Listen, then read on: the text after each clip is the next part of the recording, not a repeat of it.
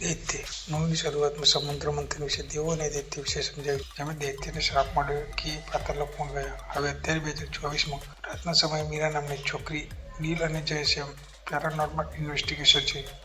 મશીનરીથી ભૂતોને પકડવા. એ ત્રણેય ભૂતને પકડવા માટે એક રાત્રે જાય છે. પછી ત્યાંથી નીકળી આદિવાસી લોકો ભયંકર બીમાર થઈ રહ્યા છે. ત્યાં પેશાબ લાગે છે. ત્યાં એક દૈત્યનો વાસ થયો છે. મીરા ઇન્વેસ્ટિગેશન કરવા જાય છે. ત્યાં મીરા એક પથ્થરવાળા ઝાડ પાસે જાય છે. ત્યાંથી મીરાને કોઈક ઉઠાવી લે છે. પછી એ માણસને આંખો પર પટ્ટી હટાવે છે અને મીરા દૈત્યનું નામ લે છે. ત્યાં તો પેલો માણસ ત્યાંથી ભાગી છૂટે છે. પછી એક દિવસ પછી ત્યાં એની ફ્રેન્ડ લાલી આવે છે અને દૈત્યની કહાની કહે છે.